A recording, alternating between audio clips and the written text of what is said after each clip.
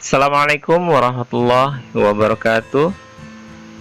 Kebenaran Al-Quran adalah sesuatu yang pasti, karena Al-Quran merupakan perkataan Allah Subhanahu wa Ta'ala yang maha benar, dan Allah Subhanahu wa Ta'ala sendiri yang menjamin keaslian Al-Quran. Inna nahnu nazzalna dzikra wa innahu lahafidhun.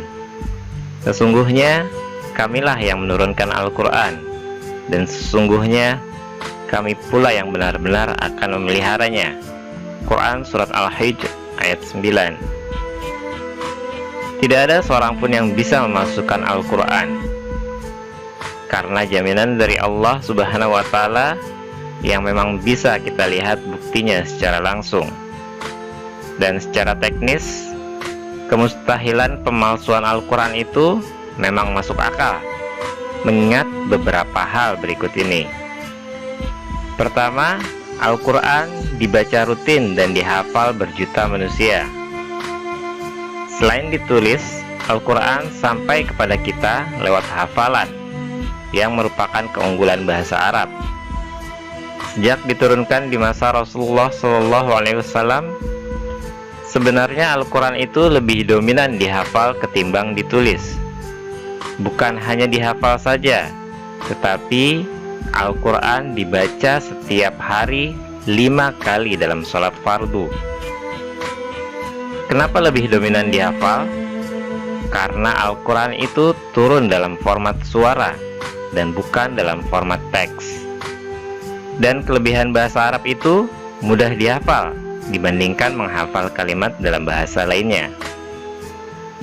Saat ini di permukaan bumi ada miliaran manusia yang menghafal ayat-ayat Al-Quran sebagiannya, dan ada ribuan umat Islam yang menghafal seluruh ayatnya lebih dari 6 ribuan. Mereka membacanya berulang-ulang setiap hari, setidaknya 5 kali sehari. Sekali saja ada orang yang salah membaca Al-Quran, akan ada ribuan orang yang mengingatkan kesalahan itu. Semua itu menjelaskan firman Allah Subhanahu wa Ta'ala bahwa Al-Quran itu memang dijaga keasliannya oleh Allah Subhanahu wa Ta'ala, dan tidak mungkin Al-Quran itu punah atau dipalsukan. Al-Quran dari segi periwayatannya sangat pasti benarnya, sehingga para ulama menyebut hal ini dengan ungkapan qat'iyyu ats-tsubut. Selain Al-Quran, di dunia ini tidak ada satupun kitab suci yang bisa dihafal oleh pemeluknya. Selain karena kitab-kitab suci mereka agak rancu, sebagaimana kerancuan perbedaan doktrin dan perpecahan sekte dalam agama itu, juga karena kitab-kitab itu terlalu beragam versinya, bahkan seringkali mengalami koreksi fatal dalam setiap penerbitannya. Oleh karena itu, kita belum pernah mendengar ada paus di Vatikan sebagai pemimpin tertinggi umat Kristiani sedunia yang pernah menghafal seluruh isi Injil atau Bible di luar kepala. Para pendeta Yahudi tertinggi tidak ada satupun yang mengklaim telah berhasil menghafal seluruh isi Talmud atau Taurat secara keseluruhan dari ayat pertama hingga ayat penghabisan. Dan tidak ada satupun dari para biksu Buddha di seluruh dunia yang dikabarkan pernah menghafal Tripitaka, dan tak satupun petinggi dari agama Hindu yang pernah dinyatakan menghafal Weda. Kedua, sudah ditulis sejak turunnya Al-Quran. Tidak seperti kitab lainnya, Al-Quran itu langsung ditulis ketika begitu turun dari langit. Rasulullah sendiri punya para penulis wahyu yang spesial bertugas untuk menuliskan setiap saat. Tidaklah Rasulullah SAW meninggal dunia kecuali seluruh ayat Al-Quran telah tertulis di atas berbagai bahan seperti pelepah kurma, kulit, dan lainnya. Kalau kita bandingkan dengan kitab-kitab yang disucikan agama lain seperti Injil, Taurat, dan Zabur, dan kitab suci lainnya, memang amat jauh perbedaannya. Kitab-kitab itu tidak pernah ditulis saat turunnya, meski kebudayaan yang berkembang di masa itu cukup maju dalam bidang tulis-menulis.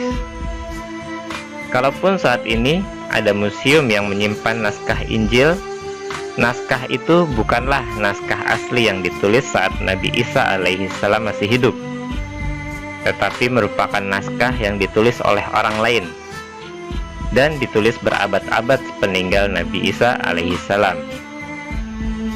Jangankan umat Islam, umat Kristiani pun masih berselisih paham tentang keaslian kitab mereka sendiri. Al-Quran dijilid dalam satu bundel. Di masa Khalifah Abu Bakar As-Siddiq radhiyallahu anhu, berbagai tulisan ayat Al-Quran yang masih terpisah-pisah itu kemudian disatukan dan dijilid dalam satu bundel.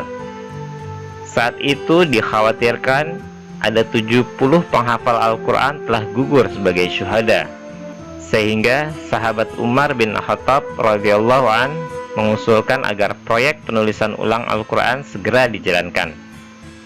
Hasilnya berupa satu mushaf standar yang sudah baku. Al-Quran distandarisasi penulisannya. Di masa Khalifah Utsman bin Affan radhiyallahu an dilakukan standarisasi penulisan Al-Quran karena telah terdapat perbedaan teknis penulisan yang dikhawatirkan akan menjadi bencana di masa yang akan datang. Sekedar untuk diketahui, bangsa Arab sebelumnya tidak terlalu menonjol dengan urusan tulis-menulis karena mereka tidak merasa membutuhkannya, mengingat mereka mampu menghafal ribuan bait dalam sekali dengar, sehingga tidak merasa perlu untuk mencatat atau menuliskan sesuatu kalau tidak penting-penting amat. Kalaupun ada tulis-menulis, belum ada standarisasinya. Oleh karena itulah, maka dibutuhkan sebuah standarisasi penulisan di masa Khalifah Utsman. Dan dengan adanya penulisan yang standar itu, maka semua mushaf yang pernah ditulis dikumpulkan dan dimusnahkan dengan cara dibakar, sehingga yang ada hanya yang sudah benar-benar mendapatkan pentashihan dalam teknis penulisannya dan dikenal dengan istilah Rasam Utsmani. Demikian sahabat iman, mudah-mudahan yang sekelumit ini ada manfaatnya. Wallahu a'lam bishawab. Wassalamualaikum warahmatullahi wabarakatuh.